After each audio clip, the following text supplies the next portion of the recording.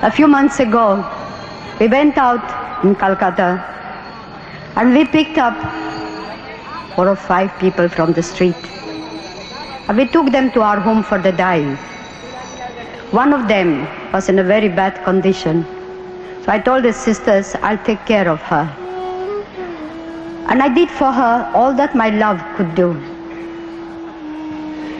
When I put her in bed, she took hold of my hand.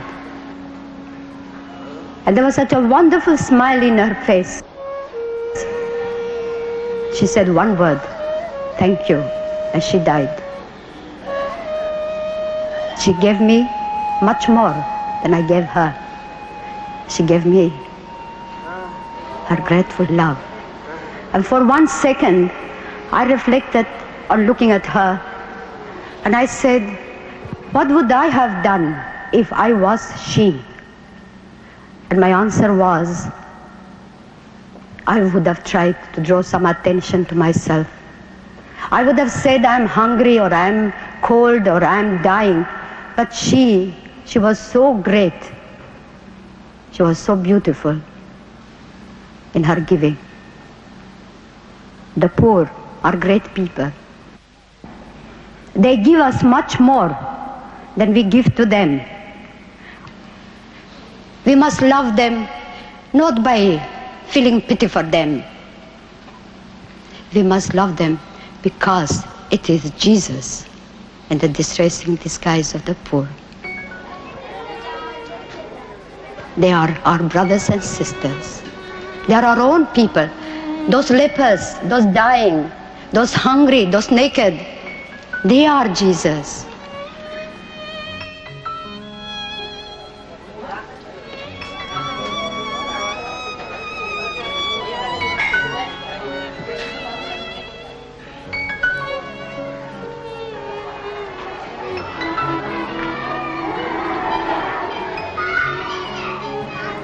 That is why I say that our sisters and brothers, the missionaries of charity, are not social workers. They are contemplatives right in the heart of the world. They want to feel that freedom of poverty that comes of choice. We want to know, to understand the poor, we must know what is poverty. And that's why I call it freedom of poverty. We are free to love God, to love Jesus with undivided love, and to love our poor with undivided love.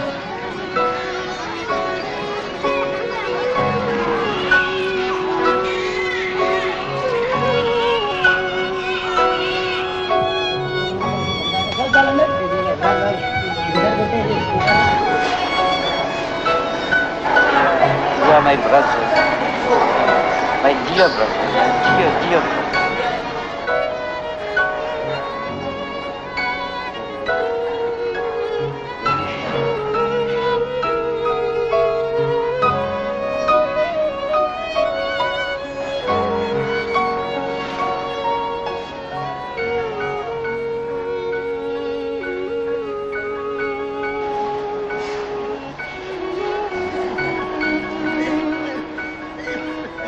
Every day we say this prayer, Dear Jesus, help me to spread thy fragrance everywhere I go.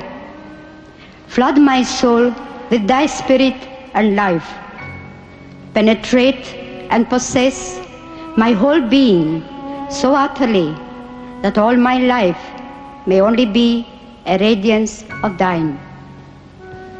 Shine through me and be so in me that every soul I come in contact with may feel thy presence in my soul.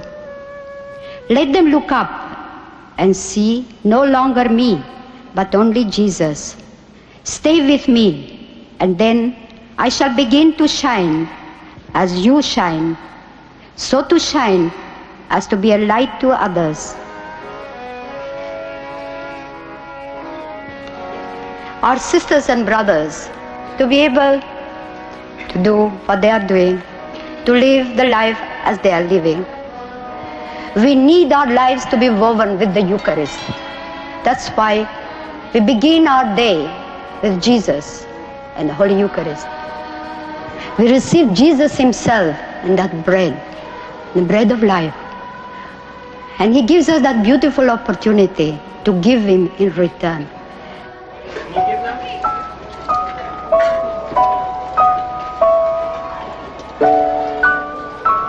To help us to go to heaven, Christ made it a condition that at the hour of death, you and I, when we come before him, we will be judged on what we have been to the poor. For he said, I was hungry and you gave me to eat. I was hungry not only for bread, but for that understanding love, to be wanted, to be known, to be somebody to somebody. Naked, not only for a piece of cloth, but naked for that human dignity, for that respect.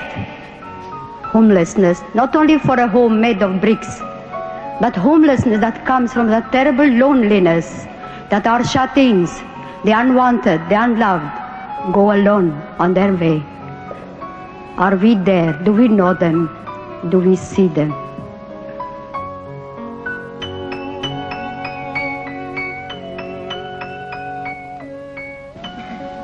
I visited a home, one of the best homes in England. Our sisters are there working. I don't know, but I've never seen so much beautiful things and so much wonderful things in a home like I saw in that home. And yet, there was not a single smile on the faces of those people. All these old people, they were all looking towards the door. And I asked the sister in charge, and I said, Sister, why are they like that? Why are they not smiling? I'm so used to see smiles on people's faces, because I think smile generates smiles, just as love generates love. And then she said, this is every day like that. They're always waiting for somebody to come and visit them. The loneliness is eating them up. And for days after days, they keep on looking. Nobody turns up. That unwantedness is great poverty.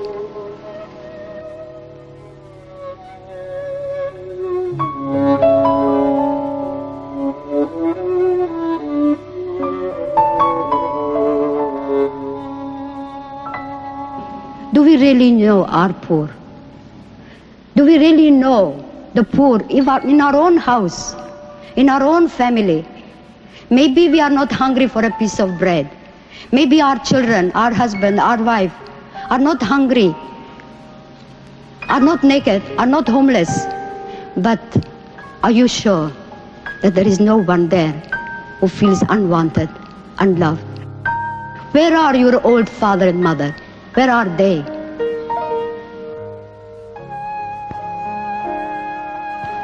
And so, you and I, let us look straight into our own families. For love begins at home. Do we really understand the poverty of Christ? The poverty of our poor in our own home, in our own communities. Never turn your back to the poor. For in turning your back to the poor, you are turning it to Jesus Christ. Where does this love begin? In our own family, in our own home. How does it begin? By praying together. Family that prays together stays together. And if you stay together, you will love one another as God loves each one of you. Today, in the world, there's so much suffering because of that want of prayer, of unity in the family. So today, when we are together, let us make one strong resolution that we will bring prayer in our family, that we will teach our children to pray and pray with them. And you will see the joy and the love and the peace that will come into your hearts. Because the fruit of prayer is the deepening of faith. And the fruit of faith is love. And the fruit of love is service. And the fruit of service is peace. Works of love are works of peace. That is why let us bring the tender love of God in our families. And all that, yet it is but only a drop in the ocean. But if we didn't do that little drop, that ocean would be one drop less. Now, Calcutta is a very large place and the poor are very many. How many do you turn away? How many have you not got room for? I don't know. Up to now, we have never had to turn anybody away. Never? Because there's one more bed, one more plate of rice, one more blanket to cover. And I feel one thing I want to share with you all. The greatest destroyer of peace today is the cry of the innocent, unborn child. For if a mother can murder her own child in her own womb, what is left for you and for me to kill each other? Today, millions of unborn children are being killed. And we say nothing. In the newspapers, you read numbers of this one, that one being killed, this being destroyed. But nobody speaks of the millions of little ones who have been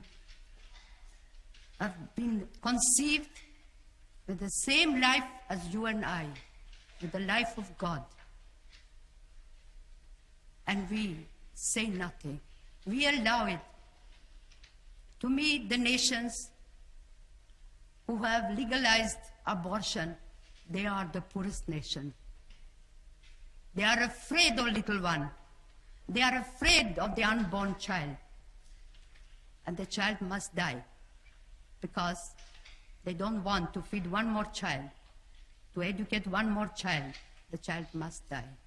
And what we are doing, we are fighting abortion by adoption. And the good God has blessed the work so beautifully that we are saved thousands of children, and thousands of children have found a home where they are loved, they are wanted, they are cared. We have brought so much joy in the homes where there was not a child.